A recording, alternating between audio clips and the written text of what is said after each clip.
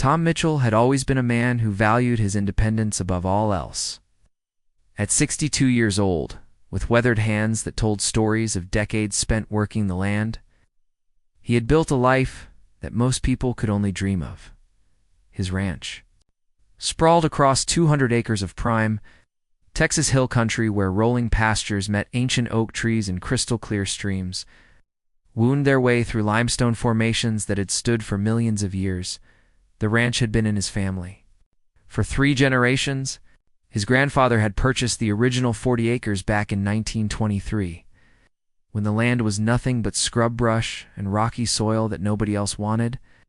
Through sheer determination and backbreaking work, his grandfather had transformed it into productive, grazing land. His father had continued the legacy, adding more acreage over the years and diversifying into cattle breeding. Now Tom carried on the tradition, but he had expanded beyond just cattle to include organic farming, sustainable agriculture practices, and even a small guest ranch operation that brought in visitors from the city who wanted to experience authentic ranch life. The ranch was accessed by a narrow gravel road that wound through the property for nearly a mile before reaching the main house and outbuildings. This road had been there longer than anyone could remember, carved out by his grandfather in the early days, when there were no building codes or regulations to worry about. It connected to County Road 1247, which was the main thoroughfare for that part of the county. Connection Point had always been marked by a simple wooden gate that Tom kept closed to prevent his cattle from wandering onto the county road, but which he could easily open. In and out, for 40 years, Tom had lived peacefully on his ranch. He knew every inch of the property, every seasonal change in the landscape, every sound that belonged, and every sound that didn't. His nearest neighbors had been other ranchers and farmers, people who understood the rhythms of rural life and respected each other's need for space and privacy. The community was small and tight-knit, bound together by shared values of hard work, self-reliance, and mutual respect, but times were changing, and not necessarily for the better. The explosive growth of Austin, which lay about 30 miles to the south, had created a ripple effect throughout central Texas. Land values were skyrocketing as developers scrambled to find new areas to build housing for the thousands of people flooding into the region every month. Small towns that had remained unchanged for decades suddenly found themselves in the path of suburban expansion. The transformation began about 5 years ago, when Tom first noticed surveyor stakes appearing on neighboring properties. Within months, bulldozers arrived, scraping away century-old topsoil and ancient trees to make way for a massive residential development. The developers had big plans for what they called Sunset Ridge Estates, a luxury community that would eventually house over 1,500 families in a mixture of single-family homes, townhouses, and condominiums. The marketing materials promised residents an exclusive lifestyle with amenities like a championship golf course, a state-of-the-art fitness center, multiple swimming pools, tennis courts, and walking trails. The homes were designed to appeal to affluent professionals who worked in Austin but wanted to escape the hustle and bustle of city life while still enjoying modern conveniences and upscale amenities. The development was being built in phases, with the first phase scheduled to be completed within 2 years. Tom had watched the construction with growing unease, but he tried to maintain an optimistic outlook. Maybe having new neighbors wouldn't be so bad. Maybe the increased property values would benefit him if he ever decided to sell. Maybe the new residents would appreciate the rural character of the area and work to preserve it rather than trying to change it. He couldn't have been more wrong. The first phase of Sunset Ridge Estates was completed on schedule, and the new residents began moving in during the spring. First, things seemed relatively normal. The new homeowners were busy settling in decorating their houses and getting their children enrolled in local schools. Tom occasionally saw them driving past his gate on County Road 1247, and he always waved politely when they made eye contact. But it didn't take long for problems to emerge. The new residents had moved to the area, expecting a certain lifestyle, one that matched the glossy brochures and model homes they had toured before buying. They wanted manicured lawns, perfectly maintained roads, and quiet neighborhoods where property values would continue to rise. What they found instead was a working agricultural area where trucks hauled hay at all hours, where cattle sometimes wandered close to the road, and where the realities of rural life often conflicted with suburban expectations, the complaints started. Small, new residents called the county about dust kicked up by farm equipment. They complained about the smell when farmers spread manure on their fields. They objected to the early morning noise of roosters and farm machinery. They wanted streetlights installed on County Road 1247, even though it had never needed them before. They pushed for stricter noise ordinances that would have made normal farming operations nearly impossible. Tom tried to be understanding. He knew that many of these people had never lived in a rural area before, and they were probably just trying to adjust to a very different way of life. He made an effort to be a good neighbor, keeping his equipment well maintained to minimize noise and dust. He repaired his fences regularly to ensure his cattle stayed on his property. He even invited some of the new residents to visit his ranch, hoping that if they understood what he was trying to accomplish, they might be more supportive. A few of the new residents appreciated his efforts and seemed genuinely interested in learning about ranch life. They brought their children to see the cattle and ask questions about sustainable agriculture. These interactions gave Tom hope that coexistence was possible, even if it required patience and understanding from both sides. But unfortunately, these reasonable voices were quickly drowned out by a much more vocal and aggressive faction led by a woman named Patricia Williams. Patricia had moved to Sunset Ridge Estates from a gated community in Dallas where she had served as president of the Homeowners Association for over a decade. She was accustomed to having strict control over her living environment, and she had no intention of letting the rural character of her new neighborhood interfere with her vision of what a proper community should look like. Patricia was in her late 50s with perfectly styled blonde hair and an extensive wardrobe of designer clothes that seemed impractical for country living. She drove a pristine white BMW SUV that she kept spotlessly clean despite the dusty roads. She had a commanding presence and a sharp tongue that she used effectively to rally other residents to her cause. Within 6 months of moving in, Patricia had organized a group of like-minded homeowners who shared her vision of transforming the area into something more closely resembling the suburban communities they had left behind. They called themselves the Sunset Ridge Community Improvement Association, and they quickly gained momentum by focusing on what they characterized as threats to property values and quality of life. Tom first became aware of their activities when he received a letter from the association requesting a meeting to discuss what they termed mutual concerns about land use in the area. The letter was politely worded, but Tom could sense an underlying tension that made him wary. He agreed to the meeting, hoping that open communication might help resolve any misunderstandings before they escalated into serious conflicts. The meeting was held at the clubhouse in Sunset Ridge Estates, a modern building with floor-to-ceiling windows and contemporary furnishings that felt sterile compared to the rustic charm of Tom's ranch house. Patricia chaired the meeting with about 20 other residents in attendance.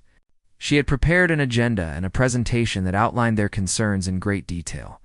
Their primary complaint was that Tom's ranch operations were incompatible with residential development. They objected to the dust and noise generated by his farming equipment.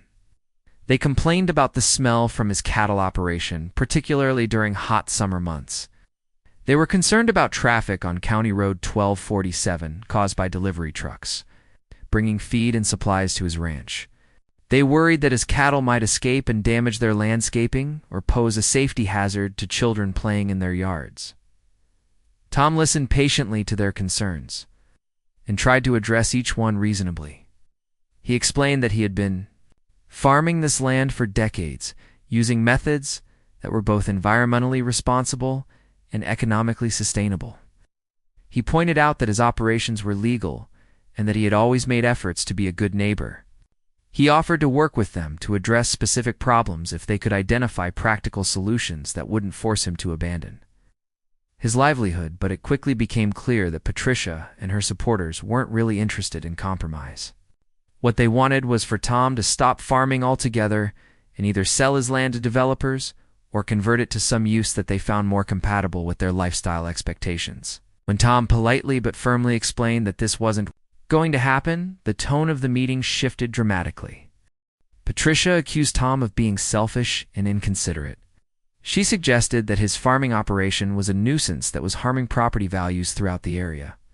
She threatened to file complaints with every government agency that had jurisdiction over his activities. She implied that if he didn't voluntarily cease his operations, they would find ways to force him to comply with their demands. Tom left the meeting deeply troubled. He had hoped that reasonable people could find ways to coexist even if they had different priorities and lifestyles. Instead, he had encountered a level of hostility and entitlement that shocked him. These people seemed to believe that their decision to move to the area gave them the right to dictate how everyone else should use their property. Over the following months, the harassment began in earnest. Patricia and her associates filed complaint after complaint with county officials alleging violations of noise ordinances, zoning regulations, and environmental laws. Most of these complaints were quickly dismissed by officials who understood that Tom was engaged in legitimate agricultural activities that were protected under state right to farm laws. But each complaint required time and energy to address, and the constant scrutiny was both stressful and expensive. The association also began pressuring county commissioners to change zoning laws and land use regulations in ways that would make farming more difficult. They attended every public meeting, armed with petitions and presentations designed to demonstrate widespread community support for their positions. They hired lawyers to research possible legal challenges to agricultural exemptions and property tax classifications. Tom fought back as best he could. He attended public meetings to defend his rights and explain the importance of preserving agricultural land. He worked with other farmers and ranchers in the area to present a united front against the encroachment of suburban development.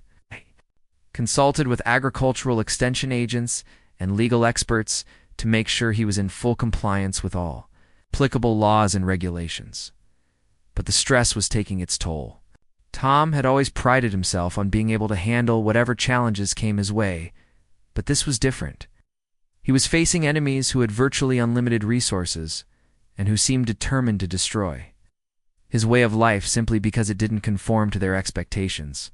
The constant conflict was affecting his health, his relationships, and his ability to focus on the work he loved.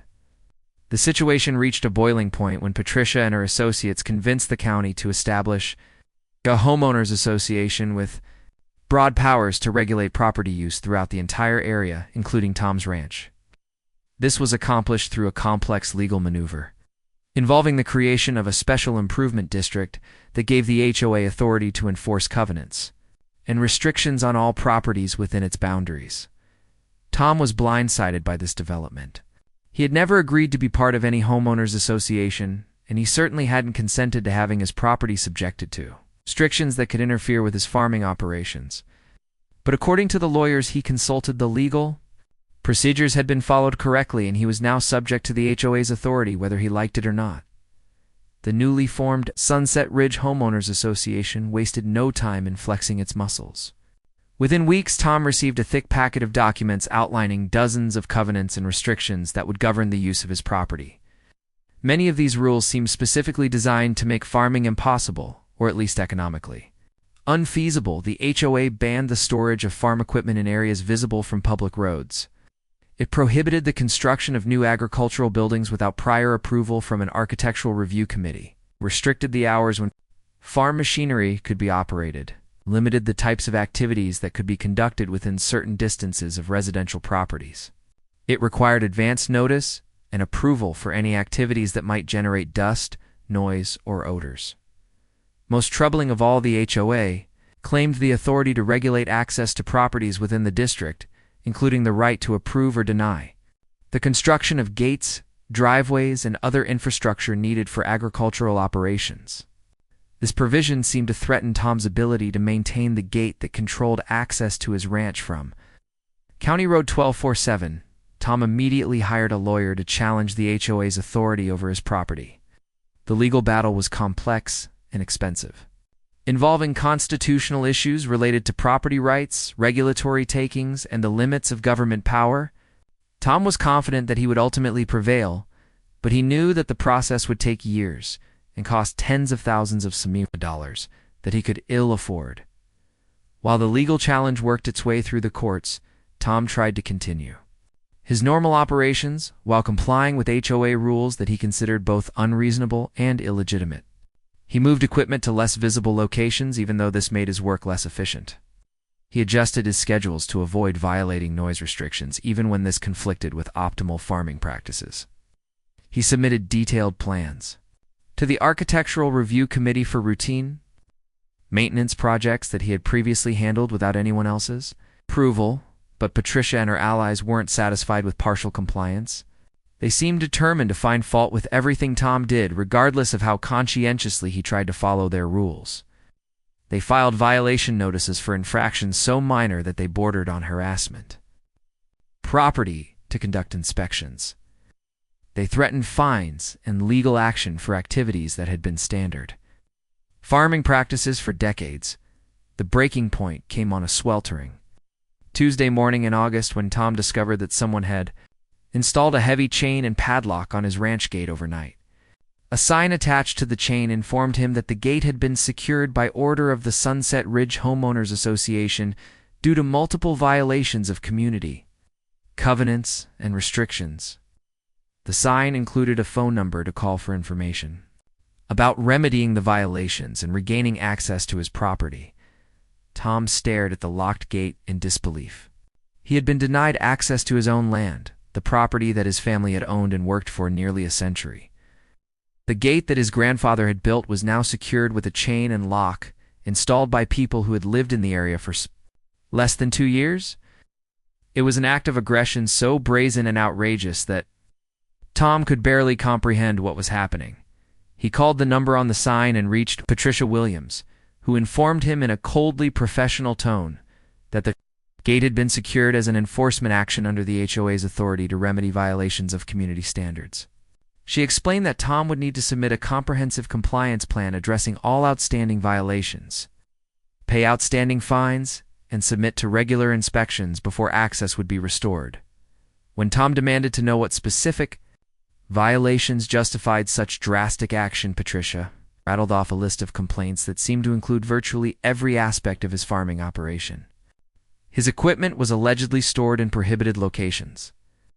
His cattle were allegedly creating noise and odor nuisances. His delivery trucks were allegedly damaging community roads. His farming activities were allegedly reducing property values. Throughout the district, Tom pointed out that he had been complying with all applicable laws and regulations for decades, and that his activities were protected under state agricultural protection statutes. Patricia responded that the HOA's authority superseded such protections, and that Tom would need to conform to community standards if he wanted to remain in the area. The conversation ended with Tom threatening legal action and Patricia calmly informing him that the HOA was prepared to defend its actions in court. She suggested that it would be much easier and less expensive for everyone if Tom simply accepted the new reality and found a different place to pursue his agricultural interests. After hanging up the phone, Tom sat in his truck, staring at the locked gate that separated him from his own property. He thought about his grandfather who had cleared this land with hand tools and determination. Thought about his father who had sacrificed everything to build the ranch into a successful operation. Thought about the decades he had spent working to preserve and improve the legacy it inherited. But he also thought about the legal bills that were already mounting, the stress that was affecting his health, and the uncertainty that now clouded every aspect of his future. Patricia and her associates had made it clear that they had unlimited resources and unlimited determination to drive him away from the land. His family had called home for nearly a century. For a moment, Tom considered giving up. Maybe it would be easier to sell the ranch to developers and move somewhere else, where he could start over without having to fight for the right to farm his own land. The money from such a sale would be substantial enough to buy property elsewhere, and still have enough left over to ensure a comfortable retirement. But as he sat there in the August heat, watching his cattle graze in pastures that his grandfather had first fenced, Tom realized that giving up wasn't really an option. This wasn't just about money or convenience or even principle, though all of those things mattered. This was about the right of people to live their lives according to their own values and priorities without being forced to conform to someone else's vision of what was acceptable. Tom had never been the kind of man to back down from a fight when the stakes were this important. He had survived economic downturns, droughts, floods, and all the other challenges that came with ranching in Texas. He had outlasted countless neighbors who had sold out. To developers over the years, he wasn't about to be driven away by a group of suburban transplants who thought they could use bureaucratic manipulation to steal what they couldn't. As he drove away from the locked gate, Tom began to formulate a plan. If Patricia and her associates wanted to play hardball, he was prepared to show them what hardball really looked like. They had made a serious mistake in underestimating him, and he intended to make sure they regretted that mistake for years to come. The first step was to document everything. Tom spent the rest of that day photographing the locked gate and the signs that had been posted without his permission. He made copies of all the correspondence he had received from the HOA and organized the violation notices they had served. On him, he researched the legal procedures that had been used to create the Special Improvement District and the HOA's claimed authority over his property. What he discovered was deeply troubling, but also potentially useful. The legal framework that gave the HOA power over his property was complex and relatively new, involving state laws that had been passed to facilitate suburban development, but which had apparently never been tested against the rights of existing agricultural operations. There were significant questions about whether the procedures used to create the district had been properly followed, whether the restrictions being imposed on his property constituted an illegal taking under both state and federal law. More importantly, Tom discovered that the entire legal structure depended on certain assumptions. It's about property ownership and access rights that might not actually be correct. The HOA seemed to believe that they had authority over all property within the district, including the roads and easements that provided access to individual parcels. But Tom began to suspect that this assumption might be wrong, at least in some cases. Over the next several days, Tom conducted extensive research into property records dating back to his grandfather's original purchase in 1923.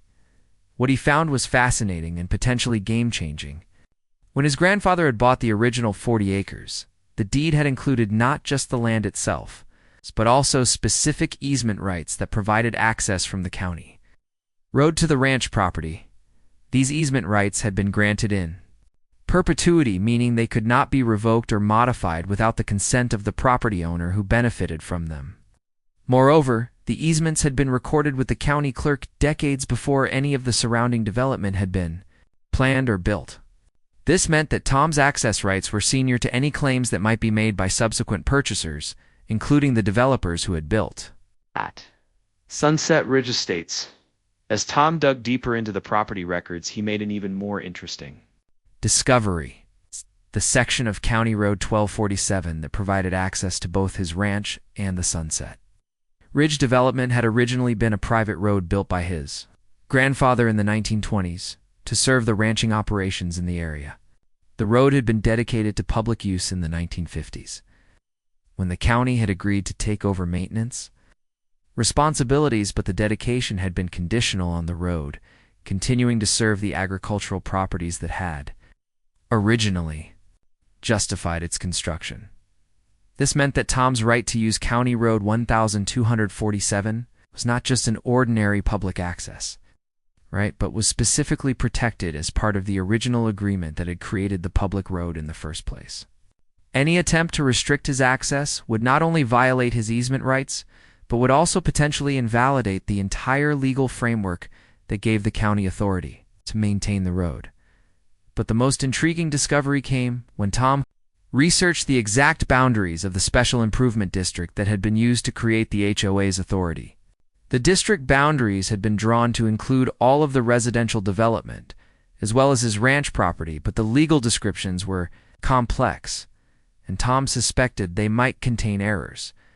After hiring a professional surveyor to verify the exact boundaries, Tom learned that the district boundaries did not actually include the section of County Road 1247 that provided access to his property. This meant that while the HOA might have authority over activities on private property within the district, they had no authority whatsoever over the public road or the easement rights that connected his property to that road. In other words, the HOA's decision to lock his gate was not just an aggressive interpretation of their authority, it was a clear violation of laws governing public roads and private property rights. They had essentially committed trespassing and unlawful imprisonment by preventing him from accessing his own land via a public road where he had documented easement rights. Tom immediately contacted his lawyer to discuss these findings and their implications for his ongoing legal challenges. The lawyer was intrigued by the research, but cautioned that even if Tom's interpretation of the property rights was correct, it would still take months or years to resolve the matter through the courts. In the meantime, Tom would continue to be denied access to his ranch, and his farming operations would be severely disrupted. That was when Tom decided to take matters into his own hands. If the HOA wanted to play games with property rights and access controls, Tom was prepared to show them how that game could be played by someone who actually understood the rules. But instead of focusing on defensive legal strategies, he would go on the offensive, using the same tactics they had used against him, but with much more devastating effect. The key insight came when Tom realized that while his research had focused on his own property rights, he had largely ignored the property rights and access needs of his adversaries. The residents of Sunset Ridge Estates were just as dependent on County Road 1247 for access to their properties as he was. If something were to happen to their ability to use that road, they would find themselves in exactly the same situation they had created for him. Tom began researching the property records for the entire area with particular attention to the road system that served the Sunset Ridge development. What he found was even better than he had hoped. The developers had created a complex network of private roads within the development, but these roads connected to the outside world through only 2 access points, both of which required crossing property that was not owned by the HOA or the individual homeowners. The primary access point was the connection to County Road 1247, which, as Tom had already established, was subject to easement rights that predated the development. But the secondary access point, which served as both an emergency exit and a convenient route to several popular shopping areas, was even more interesting. This secondary access was provided by a narrow gravel road that wound through several parcels of undeveloped land before connecting to State Highway 21 about 3 miles south of the main development. The road had been built by the original developers as a temporary construction access, but it had never been properly dedicated as a public road. Instead, access was provided through a series of informal agreements with the owners of the parcels that the road crossed. Most of these parcels were still owned by individual families who had been farming or ranching in the area for generations. They had agreed to allow the road to cross their property, partly as a neighborly gesture, and partly because the developers had promised to maintain the road at no cost to the landowners. The arrangements were documented in handwritten agreements that had never been formally recorded with the county clerk. But one of the parcels that the road crossed was different. This was a 40-acre tract that had been purchased by a corporate entity during the early phases of the development and then abandoned when the corporation had encountered financial difficulties. The property had eventually been sold at a tax auction to satisfy unpaid property taxes, but the buyer had never developed it or done anything else with it. According to the public records, the current owner of this crucial 40-acre tract was a company called Hill Country Holdings, LLC, which had purchased the property at the tax auction for less than $5,000. Tom had never heard of Hill Country Holdings, but a little research revealed that it was a shell company that existed only on paper with no apparent assets or business activities. More importantly, Tom discovered that Hill Country Holdings had been delinquent on property tax payments for the past 3 years, and the property was scheduled to be auctioned, again to satisfy the outstanding tax debt. The auction was scheduled for the first Tuesday in October, less than 6 weeks away, and the minimum bid was expected to be around $8,000 to cover the accumulated taxes and penalties.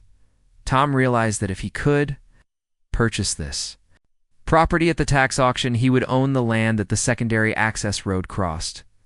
This would give him the power to control access to and from Sunset Ridge Estates through their secondary route, just as they were currently controlling his access through the primary route. But Tom had an even better idea. Instead of simply buying the property and then using it to retaliate against the HOA, he would turn the entire situation into a business opportunity that would benefit him financially while also teaching his adversaries a valuable lesson about the importance of respecting other people's property rights. The plan that began to form in Tom's mind was elegant in its simplicity and devastating in its potential impact. He would purchase the 40-acre tract at the tax auction and then immediately begin charging tolls for anyone who wanted to use the road that crossed his property. The toll would be reasonable enough to avoid accusations of extortion, but high enough to be genuinely inconvenient for people who had become accustomed to free access. More importantly, Tom would make it clear that the toll system was directly connected to the HOA's treatment of his ranch. As long as they continued to deny him access to his own property, he would continue to charge tolls for access to theirs. If they wanted free passage across his land, they would need to restore his rights to free passage across the public roads that served his ranch. Tom spent the next several weeks preparing for the tax auction and researching the legal requirements for operating a private toll road. He consulted with lawyers to make sure his planned actions would be legal and enforceable. He hired an accountant to help him structure the operation as a legitimate business that would comply with all applicable tax and regulatory requirements.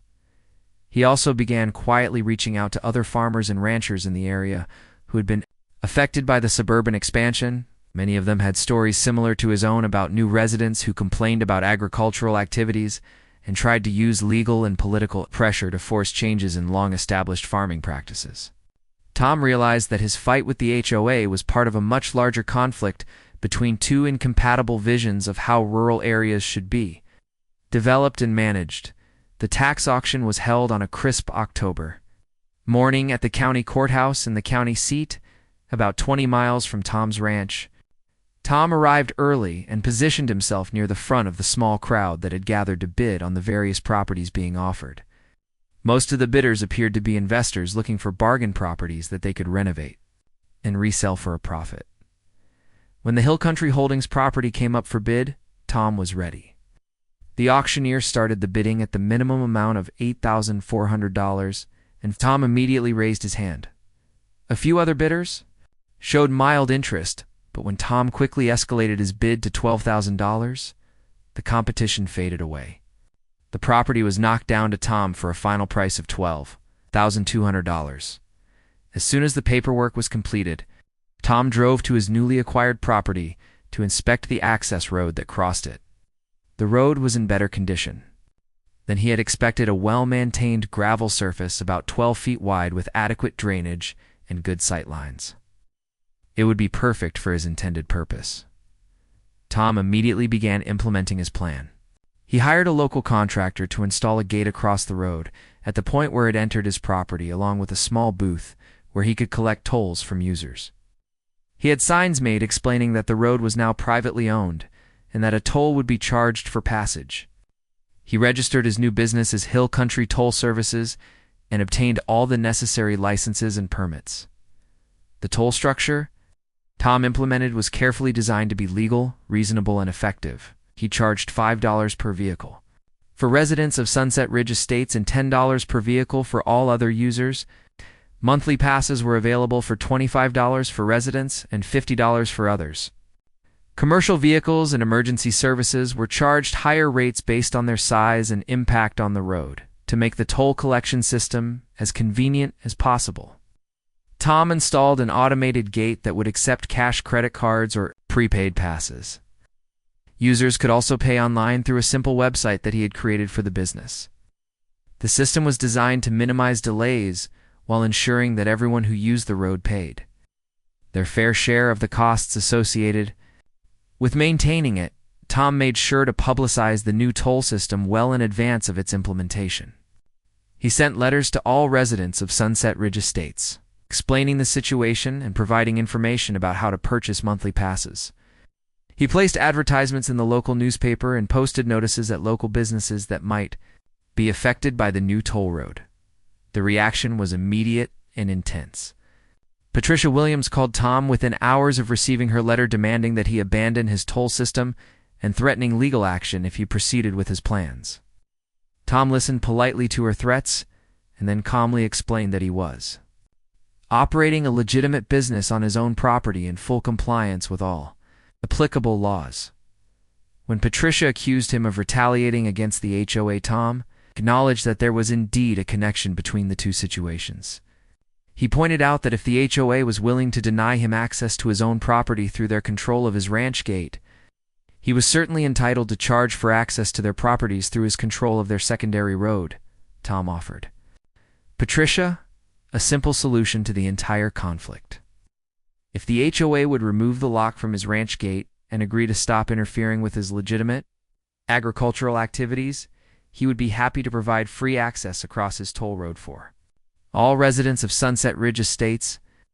Until that happened, however, he intended to operate his toll business in accordance with standard commercial practices. The conversation ended with Patricia hanging up on Tom, but he was not surprised by her reaction. He knew that she and her associates would not give up easily, and he was prepared for a prolonged battle. What mattered was that he had finally found a way to level the playing field and force his adversaries to experience the same kind of inconvenience and frustration that they had been inflicting on him. The toll system went into effect on a Monday morning in late October, and the results exceeded Tom's expectations. Within the first week, he collected over $1,500 in tolls from Sunset Ridge residents who had no choice but to use his road. If they wanted convenient access to shopping areas and services south of the development, more importantly, the toll system was causing exactly the kind of disruption and inconvenience that Tom had hoped for. Residents who had never given a second thought to their transportation costs were now forced to budget an extra $100 per month just to get to work and run errands. Real estate agents were finding it difficult to show homes to prospective buyers who were put off by the unexpected toll charges. Local businesses that had been counting on customers from Sunset Ridge were seeing reduced traffic as residents looked for alternative shopping options. The complaints began almost immediately. Residents flooded the HOA offices with demands that something be done about the toll road. They called county commissioners insisting that the road should be taken over by the county and made free to the public. They contacted their state legislators seeking intervention in what they characterized as an abuse of private property rights. But Tom had done his homework, and he was confident that his toll system was both legal and sustainable. The road crossed his property, and he had every right to charge for its use. The toll rates were reasonable and applied equally to all users. He was operating as a legitimate business with proper licenses and insurance. Most importantly, he was providing a valuable service by maintaining a road that connected the development to the state highway system. Patricia Williams organized a series of increasingly desperate campaigns to force Tom to abandon the toll system. She hired lawyers to challenge his right to operate the toll road, but they quickly determined that he was operating within his legal rights. She lobbied county officials to condemn the property and convert the road to public use, but they explained that such action would require years of legal proceedings and millions of dollars in compensation that the county could not afford. She even organized protests at the toll booth, encouraging residents to refuse to pay the tolls and demanding that Tom provide free access. But Tom had anticipated this possibility, and he had installed security cameras and hired off-duty police officers to ensure that the toll collection system operated smoothly and safely. The protests actually worked in Tom's favor by attracting media attention to the conflict. Local news reporters were fascinated by the story of a rancher who had turned the tables on a homeowners association by using their own tactics against them. Tom was careful to present his side of the story in a way that emphasized his reasonable efforts to coexist with his new neighbors and their unreasonable demands that he abandon his livelihood. The media coverage brought Tom support from unexpected quarters. Other farmers and ranchers throughout the state began contacting him to share their own stories about conflicts with suburban development. Agricultural organizations offered legal and financial support for his fight against what they saw as an attack on farming rights.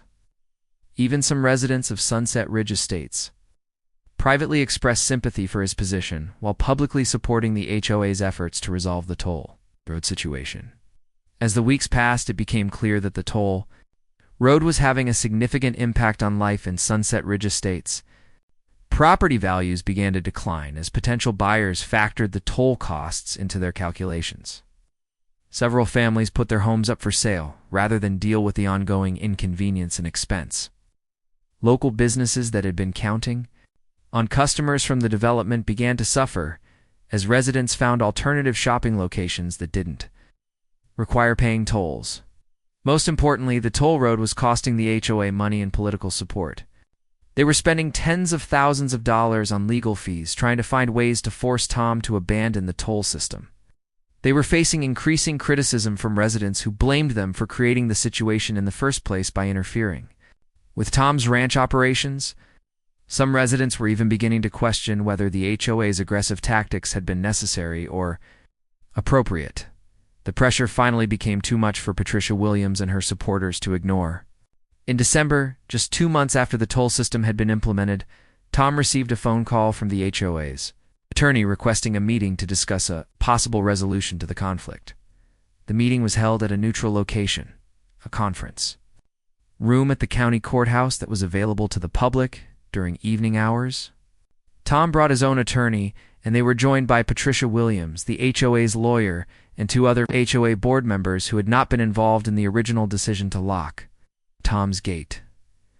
The atmosphere was tense but professional. Patricia began by acknowledging that the situation had escalated beyond what anyone had originally intended, and suggesting that it was in everyone's interest to find a mutually acceptable solution.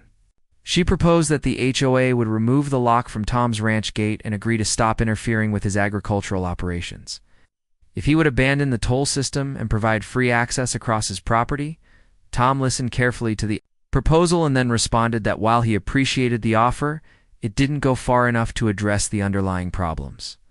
He pointed out that the HOA had not only locked his gate, but had also subjected him to months of harassment through frivolous violation notices, unreasonable demands for inspections, and threats of legal action. Simply removing the lock would not compensate him for the time, money, and stress he had experienced as a result of their actions. Moreover, Tom argued that the HOA's proposal did nothing to prevent future conflicts, even if they agreed to stop interfering with his current operations. There was nothing to prevent them from resuming their harassment campaigns whenever it suited their purposes. He needed assurances that would provide long-term protection for his property rights, not just a temporary truce that could be broken at any time. Tom presented his own proposal, which was considerably more comprehensive than what the HOA had offered. In addition to removing the lock from his gate and ceasing all interference with his agricultural operations, the HOA would need to pay him $50,000 in compensation for the damages he had suffered as a result of their actions. Would also need to agree to a legally binding covenant that would prevent them from filing complaints or taking any other